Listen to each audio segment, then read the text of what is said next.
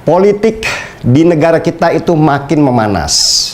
Malam ini rencananya Presiden Jokowi akan mengumpulkan 6 ketua partai koalisi pemerintah, mulai dari PDI Perjuangan, P3, PAN, Golkar, Gerindra, PKB, minus Partai Nasdem yang sudah mendeklarasikan Anies Baswedan sebagai calon presidennya.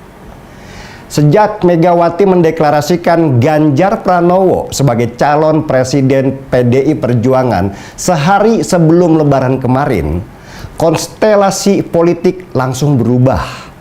Bu Mega memang menjadi game changer atau mengubah tatanan yang selama ini diyakini banyak orang, bahkan banyak partai.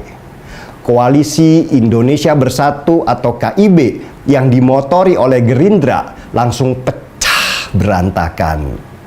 Bahkan situasi itu membuat seorang Prabowo Subianto, Ketua Umum Gerindra, harus memaksakan dirinya untuk datang langsung ke Solo bertemu Presiden Jokowi dengan alasan silaturahmi. Pertanyaannya, ada apa sampai seorang Prabowo harus buru-buru mendatangi Jokowi waktu sedang Lebaran dengan alasan silaturahmi? Sini, saya coba berikan pandangan saya.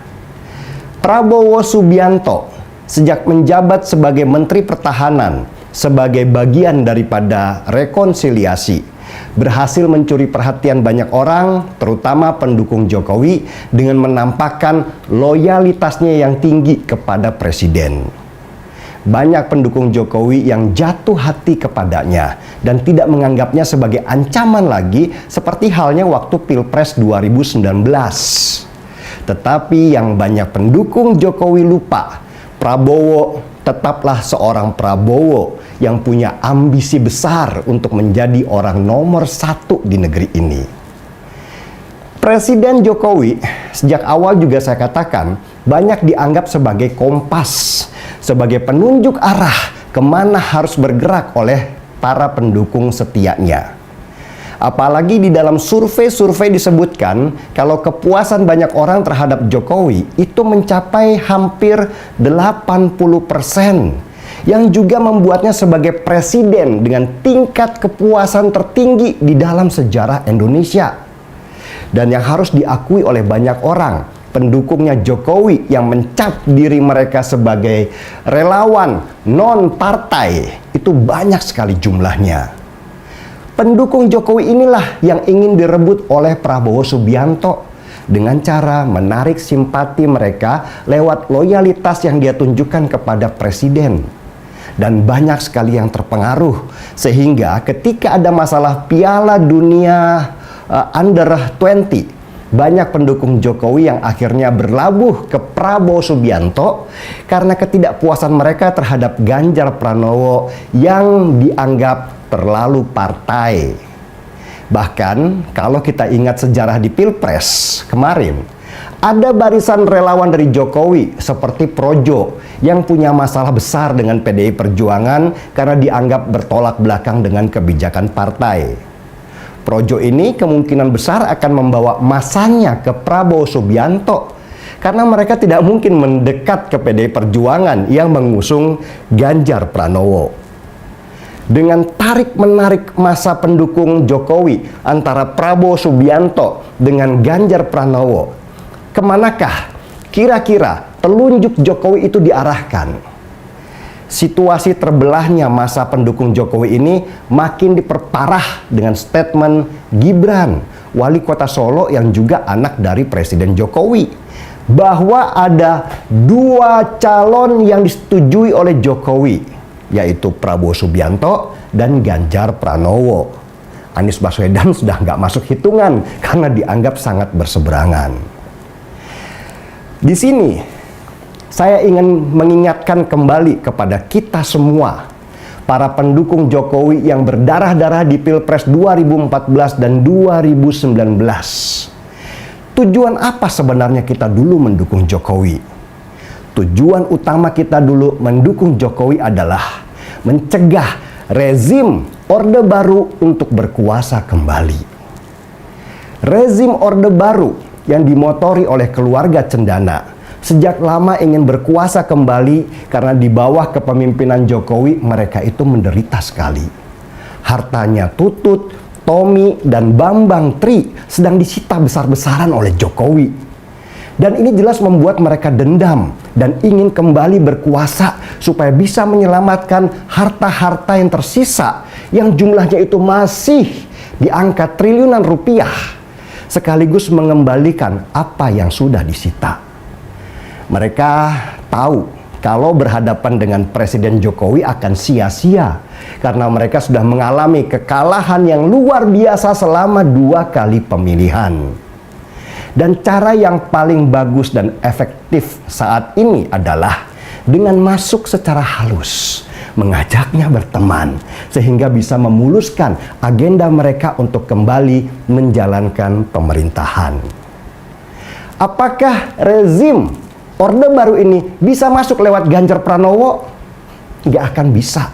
Karena kita tahu semua, di belakang Ganjar itu ada PDI Perjuangan, partai yang selama masa Orde Baru dizolimi habis-habisan oleh Orde Baru. Karena itu, pintu masuknya keluarga Cendana ini cuma lewat 2 orang, Anies Baswedan atau Prabowo Subianto. Prabowo ini punya sejarah panjang dengan keluarga Cendana, dan pertalian darah di antara mereka ini nggak bisa diabaikan dan juga dilupakan.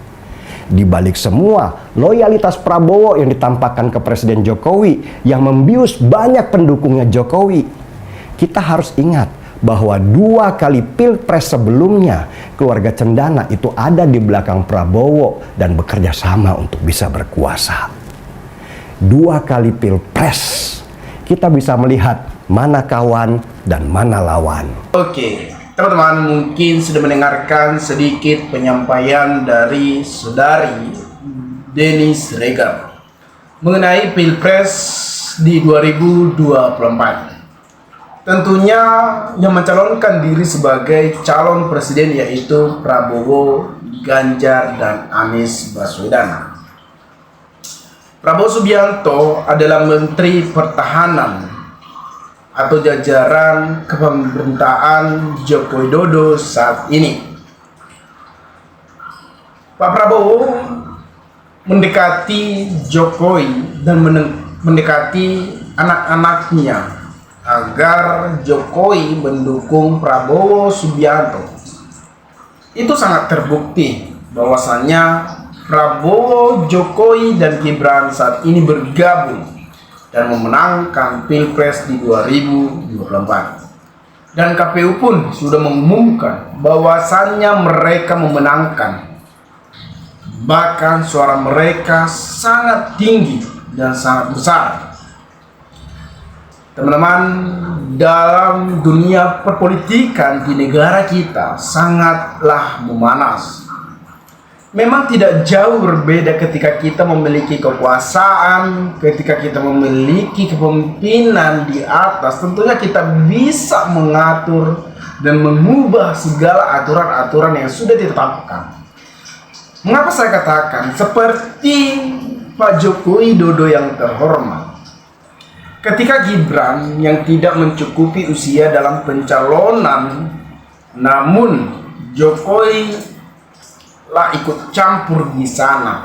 Itu terbukti ketika Anwar Usman diberhentikan sebagai ketua MK. Yang meloloskan Gibran siapa? Anwar Usman yang memberikan karpet merah terhadap Gibran sehingga Gibran ikut dalam kontestasi Pilpres di 2024 ini. Teman-teman, ketika Pak Prabowo sebelum mencalonkan diri, sebelum diumumkan oleh KPU, ketika itu Pak Prabowo memang sejak dulu sudah mendekati keluarga Joko Widodo, sehingga menarik perhatian Jokowi dan Gibran. Ketika kita melihat situasi politik saat ini, teman-teman, dinamika Republik Indonesia memang sedang tidak baik-baik melihat cawe-cawe Pak Jokowi. Artinya banyak pro dan kontra terhadap sikap dan cawe-cawe Pak Jokowi dalam Pilpres di 2024. Ketika Pak Jokowi ikut campur tangan terhadap kemenangan Pak Prabowo, ketika Pak Jokowi juga memberikan pernyataan ketika itu, banyaklah para pengamat politik, banyak pun para pendukung Pak Jokowi sejak dulu kecewa terhadap cawe-cawenya tersebut. Saya pendukung Pak Jokowi, saya cinta dengan Pak Jokowi, saya menyukai kepemimpinan, saya suka dengan kepemimpinan Pak Jokowi selama 10 tahun memimpin negara Republik Indonesia ini, membawa Indonesia ini semakin maju dan semakin terkenal dan dikenal oleh negara-negara lain.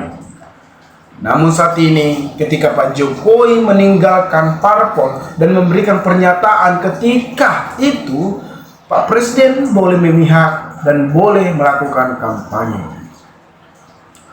Memang secara undang-undang bahwasannya presiden itu boleh melakukan kampanye. Tetapi ketika asumsi masyarakat, asumsi pengamat politik terhadap cawe-cawe Pak Jokowi, apakah Pak Jokowi tidak menggunakan fasilitas negara? Tentunya kita akan berasumsi terhadap Pak Jokowi akan semakin buruk. Kita tidak percaya ketika Pak Jokowi tidak menggunakan fasilitas negara. Ketika itu pun ada viralnya berita terhadap bansos. Ketika Pak Jokowi membagikan bansos di tengah jalan, apakah di tengah jalan tersebut benar-benar butuh? Ketika kita membagikan bansos adalah orang-orang yang memang berhak memiliki bansos tersebut, bantuan tersebut. Apakah ini layak menerima? Apakah ini memiliki kekurangan tingkat ekonominya? Ketika kita membagi di jalan, belum tentu orang-orang itu masih membutuhkan bansos tersebut. Banyak orang lewat yang memiliki harta yang banyak. Tetapi ketika kita membagi bansos dengan secara data, ini akan menjadi hal-hal yang memang harus ditegakkan. Teman-teman, memang kita tidak membahas ke situ, tetapi kita membahas soal kedekatan Pak Prabowo dan Jokowi sehingga kita berasumsi apakah Pak Jokowi berpihak terhadap Ganjar atau Pak Prabowo. Ini akan menjadi berita yang menarik dan sangat-sangat menarik bagi kita semua. Saya sendiri sebagai pendukung Jokowi, sebagai mencintai Pak Jokowi, sebagai anak muda, saya menyukai leadership dari Pak Joko Widodo. Kita merindukan Pak Jokowi selama 10 tahun memimpin negara ini. Itulah kita menyelamatkan agar kita dipimpin ketika nanti Pak Jokowi sudah diberhentikan sebagai kepemimpinannya atau sudah habis masa jabatannya dan dilantik presiden baru. Apakah ada sikap seperti Pak Jokowi yang memikirkan rakyatnya? Itu yang kita minta, teman-teman. Saya sendiri akan merindukan kepemimpinan Pak Jokowi selama 10 tahun negara ini sudah mendunia, sudah dikenal oleh negara-negara lain. Teman-teman, dalam Pilpres di 2024 sudah selesai pada tanggal 14 Februari. Sudah kita memilih apakah ini layak menjadi pemimpin, apakah ini memiliki integritas, apakah ini layak memimpin negara ini atau pro kepada masyarakat. Tentunya kita sudah mengetahui lubuk dalamnya. Jangan tertipu dengan kata-kata manis, jangan tertipu dengan kata-kata yang menarik perhatian teman-teman, tetapi lihatlah latar belakangnya. Apakah ini layak memimpin negara Republik ini? Apakah ini layak menjadi pemimpin yang pro kepada masyarakat dan menciptakan segala generasi-generasi anak muda untuk menuju bangsa dan nusa dan bangsa menjadi sejahtera dan Indonesia semakin dikenal dan teknologi-teknologi semakin canggih di Indonesia dan tidak menggunakan barang-barang orang lain atau yang disebut negara-negara lain. Sebagaimana kita sebagai anak muda diberikan lapangan kerja, diberikan antusias terhadap kita, dibantu yang memiliki prestasi. Banyak anak-anak muda yang memiliki prestasi tetapi mereka terhalang adanya kekuasaan yang bermain setiap tingkat daerah, tingkat provinsi, ataupun internasional. Tetapi teman-teman, kita merindukan sosok Pak Jokowi ketika nanti pemimpin beliau sudah selesai dan dilantiklah presiden baru, yaitu Prabowo Gibran. Apa yang dibahas di Siregar tersebut ini sangat menarik dan itu pun nyata bahwasanya Jokowi mendukung Pak Prabowo. Teman-teman dimanapun Anda berada, maka berikanlah tanggapan teman-teman di kolom komentar agar kita bisa saling tukar pikiran satu antara lain. Salam inspirasi, salam NKRI, MD 2045 melaporkan.